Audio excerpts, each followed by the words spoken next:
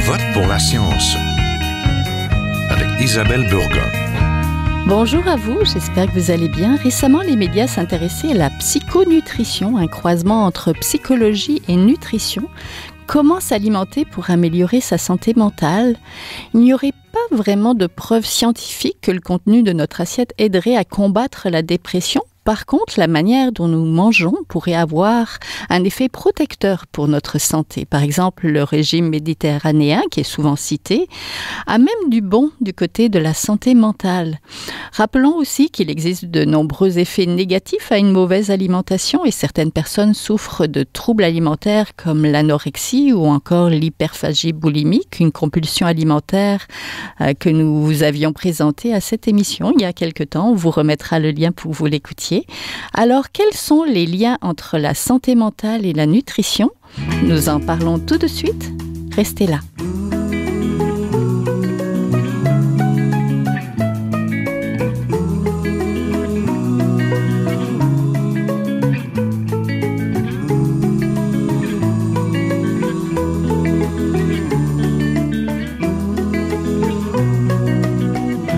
Cette semaine, à Je vote pour la science, nous voulons nous pencher sur notre assiette et sur notre santé mentale.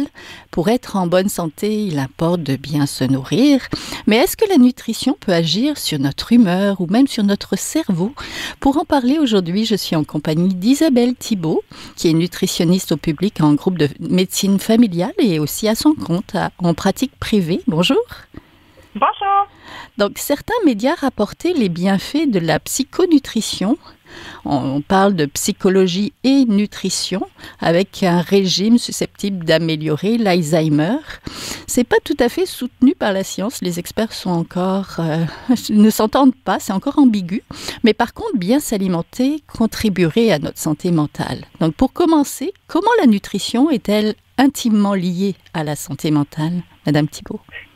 Oui, j'aurais envie d'emblée de commencer en soulignant le terme psychonutrition que vous avez nommé là, d'emblée. Je l'ai tapé ce mot-là dans un moteur de recherche générale, puis j'ai eu l'impression qu'on me proposait surtout des sources d'informations douteuses. La psychopop en passant par l'industrie des diètes, du bien-être. Je vous donne un exemple, j'ouvre les guillemets. Le psychonutritionniste travaille sur un programme nutritionnel qui permet de perdre le surplus de graisse accumulé en préservant la masse musculaire et ce, sans fatiguer le corps et sans privation. Fermeture des guillemets. Bon, évidemment, il n'y a rien de sérieux et de scientifique ici, et je souligne que le titre psychonutritionniste n'est pas protégé au Québec. Il veut absolument rien dire. Oui, on aimerait que ça marche comme ça, là, de pouvoir prendre quelque chose puis que toute la graisse s'en aille. Mais non, c'est rien qui est réel, rien qui existe. Mais pour répondre à votre question, oui, le lien entre la nutrition et la santé mentale, en santé psychologique, c'est quelque chose qu'on voit souvent comme nutritionniste. Je vous donne 3 situations dans lesquelles la nutrition d'une personne affecte négativement sa santé psychologique. La première, c'est quand il y a une sous-alimentation. On mange moins que les besoins énergétiques du corps. Il ne faut pas oublier que notre cerveau, c'est un organe plutôt énergivore. Son principal carburant, c'est le glucose. Puis s'il n'en reçoit pas assez, ces cellules manquent d'énergie et deviennent affamées. Ça pourrait être le cas, par exemple, d'une personne qui a un trouble des conduites alimentaires, qui la pousse à restreindre significativement son alimentation, comme dans le cas de l'anorexie mentale. La grande restriction énergétique crée des obsessions envers la nourriture. Tout ça occupe une place disproportionnée dans les pensées de la personne. Donc, en plus de la souffrance psychologique, comme le reste du corps, le cerveau devient affamé, carencé, puis n'arrive plus à fonctionner normalement. C'est seulement quand la personne aura recommencé à se réalimenter suffisamment qu'elle pourra réellement s'investir dans une thérapie et voir sa condition de santé physique et psychologique prendre le chemin de la guérison. La deuxième situation, c'est quand il y a une alimentation chaotique en termes d'horaire prandial, les heures de repas, la répartition des repas, collations dans la journée. On pourrait penser, par exemple, à une personne avec un TDAH, un trouble déficitaire de l'attention avec ou sans hyperactivité, pour qui l'organisation, la planification des repas peut représenter un défi plus grand. Puis quand la personne a faim, quand elle a besoin, quand elle a plein d'énergie, elle a peut-être aucun repas de préparé, pas de collation soutenante à se mettre sous la dent. Elle pourrait décider donc de rester sur sa faim, de repousser à plus tard le moment de manger.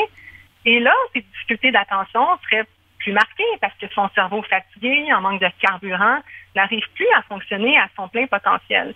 À un moment, les humeurs pourraient devenir plus fragiles, l'impulsivité pourrait augmenter.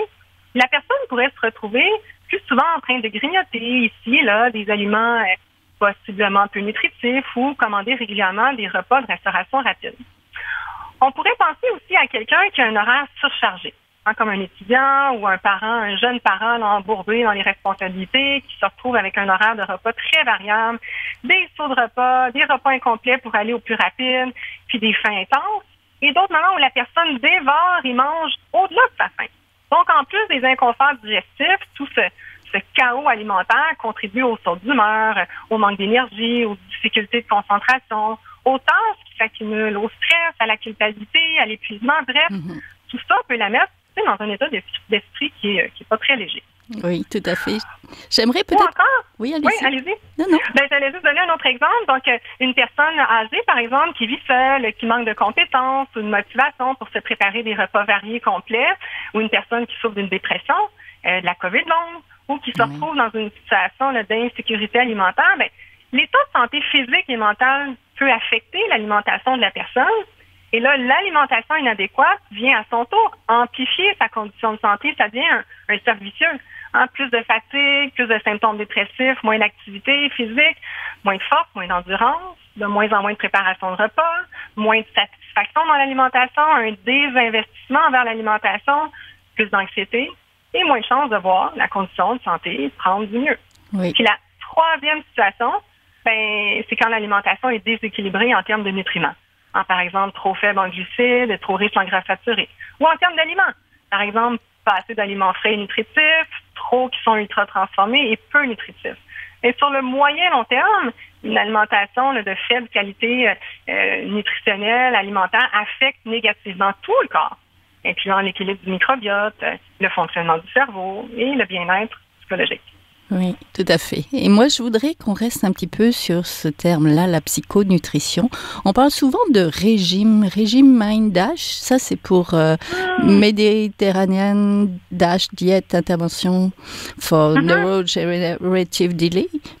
Et ça serait destiné pour des cerveaux vieillissants. Et là, on parle de régime. Est-ce que ce mot régime-là, ça mettrait pas un peu plus de pression sur les personnes? Ah oui, effectivement. Cette diète-là, la Mind Diet, elle est présentée aussi avec un calcul de portions. C'est une diète qui recommande des portions précises d'aliments à consommer au quotidien. Personnellement, j'y crois pas trop. Pour la plupart des gens, c'est pas très réaliste. C'est souvent pas maintenable comme approche dans le temps. Pour moi, ça fait justement plus diète que saines habitudes alimentaires. D'ailleurs, cette diète-là propose une liste d'aliments dits santé et pas santé, alors que les approches saines de cette alimentation encouragent à s'éloigner de la dichotomisation des aliments parce que ça manque de nuances, parce que ça peut nuire à la relation qu'on entretient avec la nourriture. Puis, comme vous l'avez dit, ça peut mettre de la pression sur les épaules de la personne qui essaie d'adopter cette alimentation-là, mais aussi sur les épaules des proches. Si on pense par exemple à une personne qui a déjà un diagnostic d'Alzheimer, qui va peut-être se faire aider par les proches, donc eux vont... S'ils essaient d'embarquer là-dedans, ça peut être lourd, ça peut être compliqué. Oui, mais le régime méditerranéen, la diète méditerranéenne est très, très valorisée. Puis le DASH, je pense qu'il met l'accent sur les aliments à base de plantes. Ça aussi, on veut manger plein de légumes, c'est la moitié de fruits, c'est la moitié de notre assiette quand même. Oui, absolument. Mais quand on prend tous ces aliments-là que la Mind Diet nous suggère, ou que la diète DASH aussi nous suggère, mais encore une fois, on retrouve les mêmes aliments de base que les nutritionnistes et que notre guide alimentaire canadien nous encourage déjà à favoriser, comme les végétaux, les sources de gras insaturés, les bons gras, et les protéines maigres comme le poisson et la volaille. Donc, ce sont déjà des aliments, en suivant notre propre guide, les propres conseils de nos nutritionnistes, qu'on arrive à mettre de l'avant finalement. Oui, ce régime méditerranéen, quand on n'habite pas autour de la Méditerranée, est-ce que c'est facile de suivre tout ça? Pas nécessairement. Déjà, juste encore une fois, il y a toujours le mot diète ou régime qui semble comme cousu au mot méditerranéenne ou méditerranéen. Ça, déjà en partant, ça m'agace. Si c'est plus des principes ou un guide que les gens cherchent, ben pour mieux comprendre puis adopter une alimentation saine, une alimentation équilibrée, ben je préfère les encourager à se tourner vers notre propre guide, qui est notre outil de santé publique en matière d'alimentation, qui intègre déjà plusieurs éléments de l'alimentation méditerranéenne, puis qui s'adapte mieux, je pense, à l'alimentation des différentes cultures qui cohabitent au Québec. Je pense que c'est pas très écologique d'encourager toutes les populations à travers le monde à manger des aliments qui poussent dans une région bien précise. On sait que la diversité des cultures, c'est important pour une agriculture viable. Donc, les aliments qu'on mange doivent être variés, mais doivent aussi tenir compte de notre propre climat et de notre agriculture, finalement.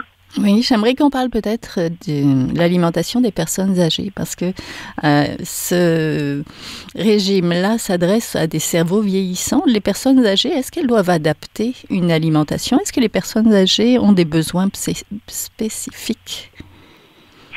Bien, les personnes âgées, on pourrait penser, premièrement, des fois, les capacités, la digestion peut être, au fil du vieillissement, un peu plus fragile. Donc, ça pourrait toujours être bon de fractionner un petit peu plus les apports alimentaires, donc des repas peut-être un peu plus petits et ajouter des collations.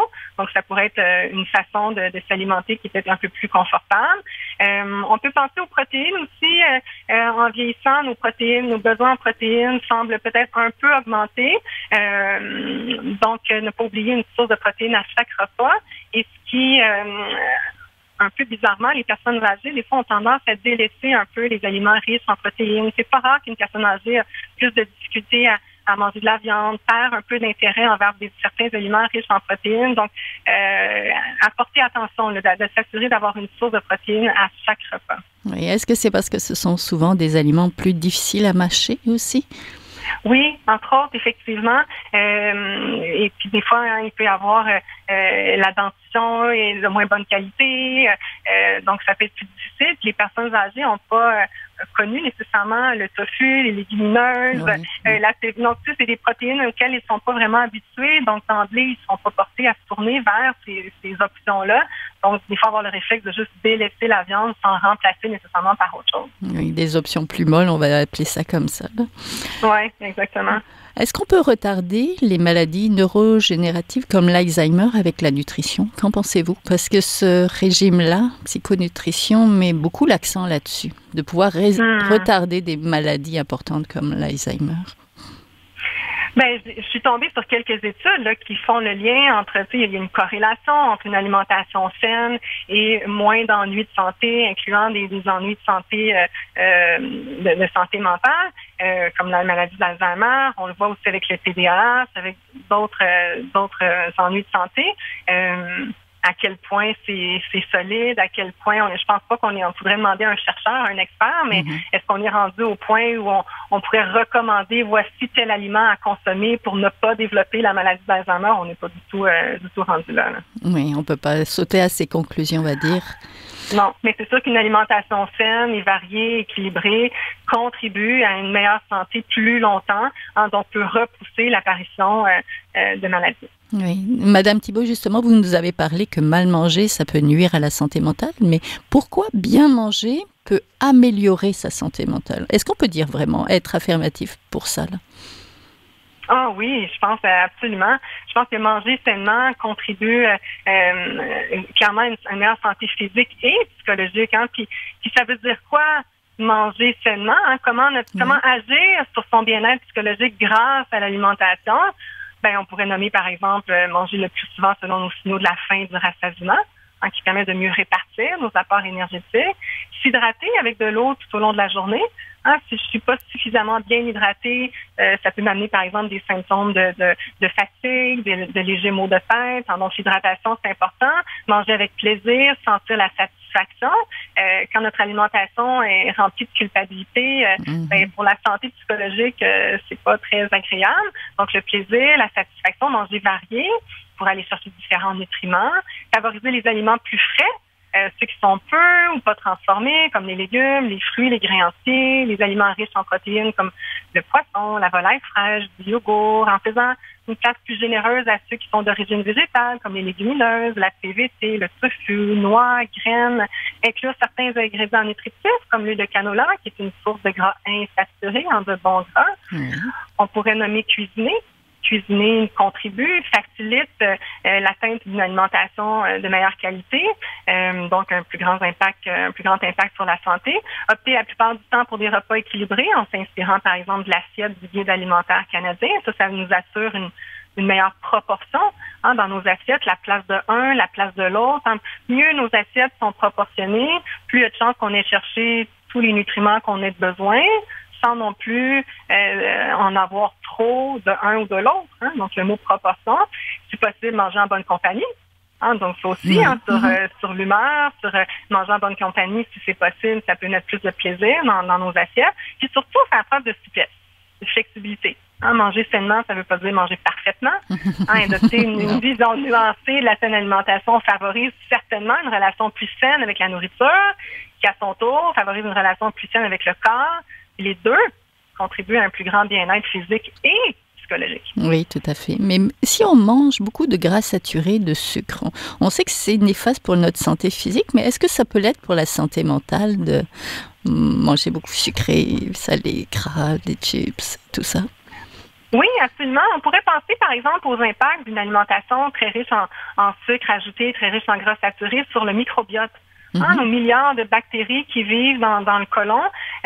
Donc, on sait qu'il y a des études qui démontrent l'impact d'une alimentation, là, on appelle souvent la Western Diet, l'alimentation nord-américaine, là, riche en sucre, en gras et tout, en sel. Donc, ça, c'est une alimentation qui affecte la variété, la quantité des bactéries qui vivent dans notre microbiote. Et quand on pense au chemin, le fameux l'axe intestin-cerveau, si mon microbiote est affecté négativement, ça va avoir un impact, oui, sur le cerveau, donc sur la santé mentale. Oui, comment cette richesse bactérienne de nos intestins peut nous aider à aller bien? Et comment on peut l'améliorer, en fait, en s'alimentant d'une certaine manière, là? Oui, absolument. Donc, on sait que de suivre les recommandations de base de saine alimentation dont j'ai résumé un peu tout à l'heure, mais manger riche en fibres, notamment. Donc, les aliments riches en fibres, tout ce qui est grains entiers, légumes et fruits, légumineuses, les noix et les graines. Donc, les aliments riches en fibres, les bactéries dans notre côlon se nourrissent des fibres. Oui. Et en se nourrissant des fibres, elles synthétisent des molécules qui, en retour, ont des bienfaits sur notre santé. Donc, des yogourts aussi? Du yogourt aussi? Oui, des aliments qui contiennent des probiotiques, comme le yogourt par exemple. Donc, ça peut être tout à fait bénéfique aussi. Les probiotiques qu'on consomme, des fois peut-être des gens aussi utiliseraient des suppléments de probiotiques. Ce sont des bactéries. Donc, c'est des bactéries qui vont être de passage dans notre système digestif, qui vont être de passage, qui vont être là dans notre côlon, qui vont enrichir notre microbiote, mais elles sont de passage. Ces bactéries-là, la minute où j'arrête de manger un aliment qui contient des probiotiques, je perds de ces bactéries-là. Donc, d'où l'importance de manger riche en fibres pour entretenir nos propres bactéries qui sont là dans notre microbiote. Oui. Et du côté des carences, quand on a des carences en zinc ou en vitamines, est-ce que ça aussi, ça pourrait avoir des effets psychologiques? Est-ce que vous avez lu des choses comme ça? Non, j'ai pas lu récemment des choses précises à ce point-là sur les différentes vitamines et minéraux précisément là, sur la santé psychologique. Je suis certaine qu'il y a des liens qu'on peut faire. Là, c'est sûr qu'il en existe, mais je pourrais pas vous les nommer comme ça là, à brûle pour point. Oui. Est-ce qu'on peut peut-être s'attarder un petit peu aux troubles alimentaires?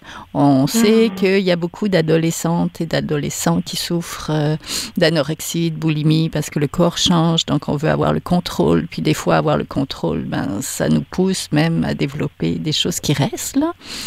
Qui souffre de troubles alimentaires et quels sont-ils, ces troubles alimentaires?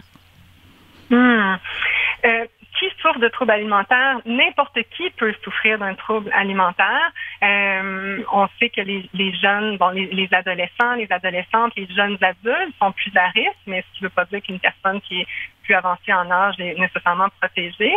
Les principaux troubles alimentaires, il y a l'anorexie, qui est un trouble principalement dans lequel la personne restreint énormément son alimentation. Il y a la boulimie aussi, qui est un trouble où il y a plus une alternance entre de grandes périodes de restriction et de grands excès alimentaires, des vomissements provoqués, donc par exemple, il peut y avoir d'autres stratégies, mais des comportements compensatoires. Donc, il y a plus une alternance entre un extrême et un autre. Puis il y a l'hyperphagie boulimique aussi, dont on entend parler depuis moins longtemps, mais qui est un trouble durant lequel la personne consomme de très grandes quantités de nourriture sans qu'il y ait de comportement compensatoire. Donc, ce sont les principaux, il y en existe d'autres, ce sont les principaux, et les troubles alimentaires affectent la santé autant physique que psychologique, là, amènent de grandes souffrances.